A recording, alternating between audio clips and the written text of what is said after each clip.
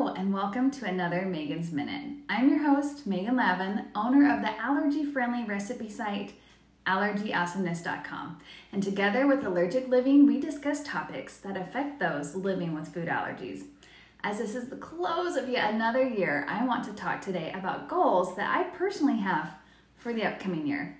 I like to make goals, both individually and as a family. I thought it might be fun to share a few of them with you, especially the ones that pertain to how we'll be handling food allergies in the approaching year. Goal number 1. It's a big year for my oldest. He will now be old enough to attend his first ever Young Men's Campout. This is where young men and our church congregation get to go camping together with adult leaders, of course, for several days. While my son has definitely been to play dates and social events without us as we've been stepping up to it, he's never been away from us that long. He's only done sleepovers at my parents' house because they are so careful and have earned our trust. So while we've been building up for it, it's never been to this extent. So to say my son and I are a little bit nervous would be an understatement. In fact, my son has already brought it up with me just out of the blue, saying that he's nervous to eat without me or his dad there. And I think that shows me he's definitely thinking and worrying about it a bit, so we've got some work to do. I'd be lying if I didn't say I was nervous too, but I do try to model confidence and calmness around him to not feed into it more. So here's my overall goal for it. For my son to have a fun time, a safe time, and for him to not be embarrassed of his food and to be full and satisfied. That could be a tall order, but I'm gonna shoot for it. The first steps I'm going to take is to have a sit-down meeting with his leaders where I can explain the severity of his food allergies, what food allergies are, signs of anaphylaxis, how to safely cook and prep his foods while avoiding cross-contact, and of course how to administer his EpiPen and asthma inhalers. Then when it gets closer, I'll work with them on the menu. I don't know quite how this will go, and I think that's where the nervousness comes from. I'm willing to even plan the entire menu for everyone if they'll let me. That could be overstepping though, so we'll just see what they're doing and if I just need to tweak it for my son. When my son asked, how can we do this? I thought, I've been dreading this year since the day I found out about his food allergies. This is a long-standing tradition. My brother went, my husband went to this camp, and I knew it would be coming since the day of his diagnosis. It's crazy to think that it is here already. But I was honest and I said, I don't know yet, but we will figure it out. If I have to make all 3 meals for each day and freeze them and have them take your food in coolers, we'll do that, worst case scenario. And I will figure it out. I refuse to let him miss out on this adventure camp. That is a big milestone in our community.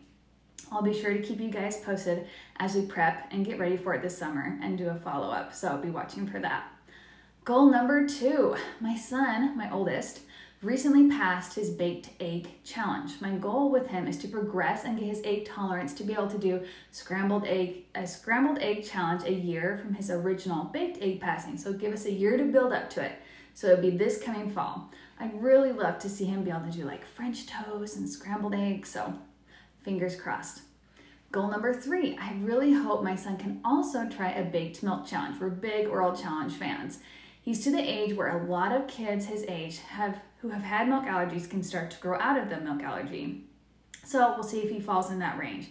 We'll see what his numbers come back from his yearly test, and if we get the allergist permission this fall, when we do our yearly testing. Again, I'll keep you posted.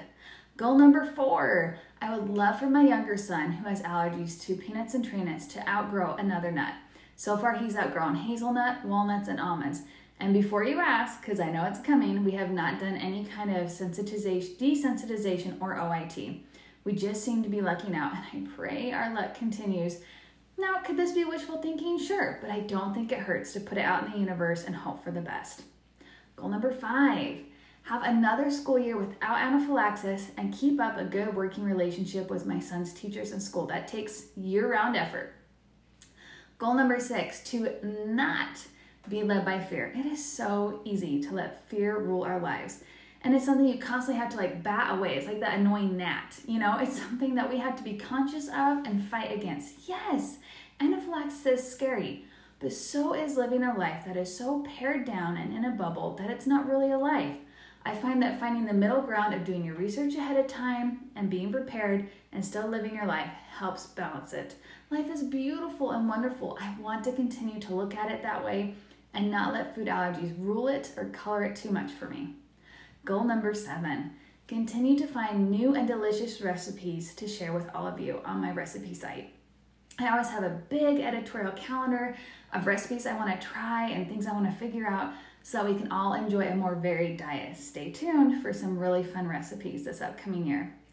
Number 8, continue to spread awareness and education. That's something we should all and can be doing. Finally, last goal number 9, I want to take my family on a Disney cruise. We're currently saving up, and it's been a big bucket list item for me. We've been to Disneyland and they were phenomenal with our food allergies. In fact, you can see my post about what we ate while we were there. It's on my site. So they have definitely gained my trust. I figure it's a way to still see the Caribbean while being able to eat safely on the ship before and after excursions and not find local things. If we end up going, I'll for sure fill you in on all the details as I always do. I recognize these are some big goals, and if we don't make all of them, such is life. But I believe in reaching for the stars. I hope you'll also have some goals that you can look forward to that will stretch you and help you grow in this upcoming year. May it bring you health, happiness, and a lot of fun. That's important too. I'd love to hear from you what your goals are this year in the comments. Be sure to share them with me. And to see past episodes of previous Megan's Minute, where I've discussed things like feeding a large crowd, dealing with family members and food allergies, birthday parties, working with your child's school, and so on, you can view them either on Allergic Living's IGTV or on their YouTube channel. Take care until next time. I'll see you guys later.